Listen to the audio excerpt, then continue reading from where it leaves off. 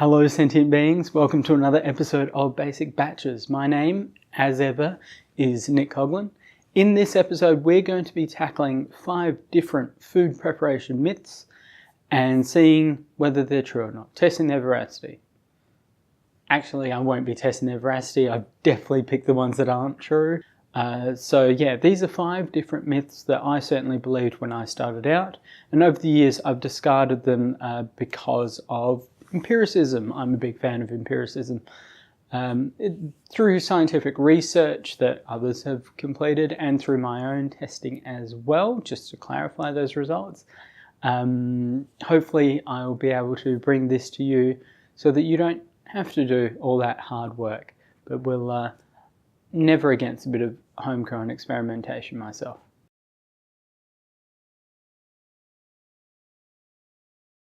Let's start with myth number 1, which is that microwaves destroy everything. They're evil, they're horrible little gadgets. There's really a myth around this microwave thing because it is a relatively new way of cooking. In the past 100 years, we're so used to like a big box of hot air or a pot or a fry pan which has heat directly applied to the underside. And so cooking in a different way, like a microwave, like an induction cooktop, that leads a lot of people to think that, you know, the new ways are evil and horrible and cancerous and carcinogenic, whatever you want to call it. But in reality, this isn't the case. Honestly, I do use my microwave only for, 3 different things. Cold cups of tea, wheat packs, and for cooking bacon. And if you don't believe me, wrap some bacon in a paper towel, cook it for a couple of minutes. It comes out crispy. It comes out a little bit dry because you wrapped it in the paper towel, and it comes out completely cooked, well, depending on the wattage of your microwave. If you want to get really, really technical, there are 2 forms of radiation in the world. There's the ionizing radiation off to that side and the non-ionizing radiation off to the other side. Whether something is ionizing or not is what essentially gives us cancer. Non-ionizing radiation is the stuff on this side with really, really low energy. So if you focus it really intensely, it is going to heat stuff up. The sun is an example, or a mobile phone getting hot is an example, or an oven getting hot is another example of electromagnetic radiation that is non-ionizing. On the other side of the spectrum, on that side, is the ionizing stuff, so your X-rays, your gamma rays, that's the stuff that gives you cancer. That is why whenever you go to the dentist or to get an X-ray and they put the X-ray equipment in and around you, they go, all right, I'm just going to sneak off into the next room, I'm going to press a button and then I'll come back. That's because if they get exposed to that over weeks, months, years, decades, that is definitely going to give them cancer. If you do it like once every 6 months, once every 12 months, your risk isn't that high really. Kind of. That's super duper simplified. Apologies to any nuclear radiation specialists out there. But what I'm trying to say is that the microwaves, telephones, radios, all of that stuff, non-cancerous is absolutely fine. Induction cooktops as well, absolutely fine. As long as you don't have a pacemaker and you're lying on top of it or blasting yourself with that kind of radiation, totally safe. What microwaves do happen to do though is, because they rely on evaporation of moisture to get its cooking done, because it agitates the water molecules and they get all hot and they leave, it causes food to shrivel and to shrink and to not look very appetizing. And when preparing food, I would definitely recommend you make it look as appetizing as possible. I say, do as I say, not as I do. You've seen some of my videos. The food doesn't always look the most amazing, but it is tasty. So yeah, microwaves aren't bad for you as long as you're not directly putting them on your tummy or your chest or putting your head in a microwave and shutting the door and turning it on. I just don't use it because I prefer the texture of, you know, my big old box of steam or my oven or my cooktop. That's all. Myth number 2 is that searing meat before cooking seals in the juices. This one is definitely debunked. I do a lot of cooking in my big old box of steam or using an immersion circulator.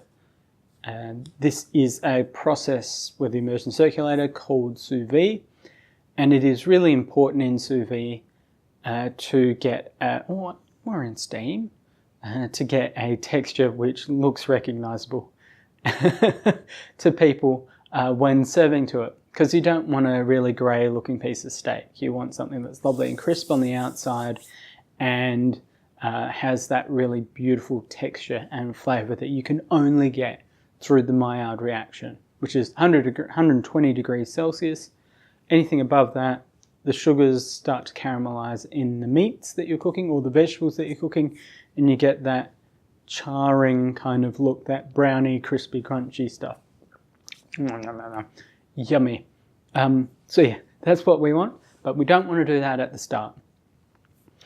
If you're doing something like stewing, for example, then absolutely sear the meat beforehand. It gives you a little bit of that brown colour rather than it coming out a grey blobby mess, but that's not to seal in the juices. Even covering it with a little bit of flour and searing it off, that isn't going to seal in the juices. Juices are always going to escape from meat, whether you've got it vacuum sealed, whether you've got it steamed, roasted, baked, same diff, grilled, fried, whatever. It's always going to give you bleeding of juices out of meats or out of, you know, juices out of veggies as well. Because that's how food cooks, through evaporation, essentially. So searing it is really good at achieving texture afterwards or achieving colour beforehand. It's not going to do anything else for your food. Do I say don't sear? No, I absolutely sear. In fact, I do a lot of stuff, and my housemate does a lot of stuff sous vide, and we pull out lovely beautiful steaks and they look kind of grey and miserable and a little bit pink, and then we sear it off on a cooktop or on a barbecue or under the grill, and you just get the most delicious flavour and texture because the inside is all perfectly cooked through evenly, yum yum yum, and the outside is lovely, crispy, crunchy, and properly seared on the outside. If we were to sear beforehand and then put it in the steamer or put it in an immersion circulator, you know what I mean, then the meat juices are going to start to escape and they're going to start breaking down that lovely caramelization that's taken place. So it becomes soft and mushy and not particularly tasty. I mean, inside, beautiful, really, really nice, but outside you just don't have that same texture. So yeah, definitely recommend sear afterwards, unless you're doing something like a stew or a slow cook, in which case sear beforehand, but that is just for colour. The third myth that I want to tackle is the whole boiling pasta myth. There are two parts to it. One is that oil prevents the pasta from sticking together, and the second one is that salt makes it cook faster or something, I don't know. The oil one is something that it took a really, really long time for me to get out of that mindset. From a logical point of view, it makes sense, but from an actual physics, chemistry point of view, it doesn't make sense at all. What we've found, or what I've found, the collective we have found out is that the amount of water that you've got the pasta in will dictate the kind of texture coming out. Now, I do a lot of work with big boxes of steam, expensive boxes of steam, and it is something in which I can cook pasta as well. So I run a little experiment here at home and at work that has maybe just enough water to cover the pasta that I've put into the dish. Now I cook that for the correct amount of time, 8 minutes or 6 minutes, however long it takes to cook the pasta. And then I take it out and I look at the texture. If I've just put in just enough water to cover the pasta, it comes out quite sticky and tacky. If I put in a couple of centimeters, maybe even 3 centimeters more water than there is pasta in the container, and I cook that up for the same amount of time, however long it takes to cook, then I notice that it is less tacky and gluey and sticky to each other-y thingy. What's it? This is because the starchiness, whatever you want to call it, the tackiness in the pasta is dispersed throughout a larger amount of water. So things cling to each other less. The amount of oil in there does not change a thing, apart from making it maybe a little bit oily. The other part of that one, about the salt in the water causing it to boil quicker and therefore cook quicker, not actually true, but I still would recommend putting salt into your pasta water for one reason. Salt is a flavor enhancer. So if you're cooking something in a brine, it is going to make it taste more like it is than doing it out of the brine. I'm not 100% sure on the chemistry of that. I think it has something to do with the evaporation of moisture, or should I say, the extraction of moisture from around the surface of the food. I certainly know that when marinating in a salt-based marinade, flavors are certainly enhanced a lot more. I use shiokoji a lot for my chicken and sometimes for beef as well, and it really builds that flavor, rice flavor as well as the original meat flavor as well. So yeah, salt is good at enhancing flavor, so I'd still definitely recommend using some salt in the water that you're boiling pasta in, but it's not there to make it cook any faster. Another one that's taken quite a while for me to, take in and understand and process is that alcohol burns off whilst cooking. I am a really big fan of flambeing. I don't do it very often, but I love watching it being done. I also use wine in quite a bit of Italian cooking. So I'll use a red wine in my pasta sauces. I'll use white wine in my risottos. Delicious, it is fantastic. But there is a myth that says that wine is somehow made magically non-alcoholic through the process of heat. Anyone who's looked at the process of making alcohol, especially spirits, understands that water boils at a lower temperature than alcohol does. That's how we get that whole distillation thing going on. So we heat up a container, let's just call it a container of water and alcohol, boil that water away. What condenses down in the little condensation container, another container, is a more pure alcohol. We do that again, we change it around, do a big rotate, boil that up, simmer it away. The alcohol condenses and collects down the bottom into your other container, and you've got a more refined alcohol. When you see something like vodka that says it's triple distilled or triple refined, that is the process that it goes through to make it stronger and stronger. So when you say the alcohol is just burnt off, or should we say burnt off might be, I could give you that one if the flame's hot enough. But saying that alcohol is evaporated away when you're cooking it with some garlic and onions and then you're throwing your rice in, that is just not the case. If anything, it's going to make the flavour a little bit stronger because you're boiling away some of that water. But because it is spread so thinly throughout the whole dish, you're just going to get more flavour into it rather than less alcohol. Would I say that a pregnant person shouldn't have any dish that has alcohol cooked through it? Depends. I've certainly read about the effects of fetal alcohol syndrome. Do I think that you are going to acquire fetal alcohol syndrome through one risotto over 9 months? Probably not. But I'm not a medical doctor, so I can't 100% guarantee that. But I would say the chances are incredibly slim. If you're a teetotaler or a non-alcoholic and you have a risotto with alcohol in it, I'm sorry, that means that you're no longer non-alcoholic, or no longer non-alcoholic, I should say. I mean, it doesn't make you an alcoholic because you have pasta with red wine in it, but I'm just saying that you'll still be consuming alcohol. There's no way around that, and I'm sorry. Go with a non-alcoholic wine, or go with a red wine vinegar, or something that just doesn't have any alcohol content in it. If you want the flavour of alcohol, you're going to have to go with alcohol. Soz.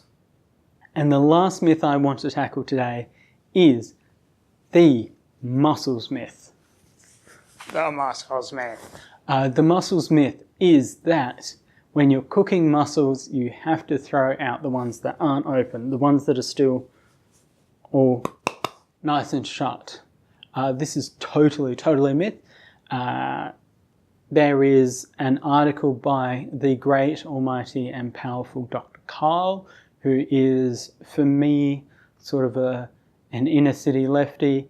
He is my hero. Dr. Karl's written an article on mussels. I think it's called Mussels, an Open and Shut Case.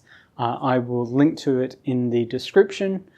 It is predominantly just saying, if mussels don't open up during a cook and you are absolutely sure that it's cooked because you've cooked it for long enough and all the other mussels have opened up, then open up those mussels and eat them. It is absolutely fine. Essentially, there's not enough mussel in the mussel, puns ahoy, not enough mussel in the mussel for bacteria to get in there and not create a stink.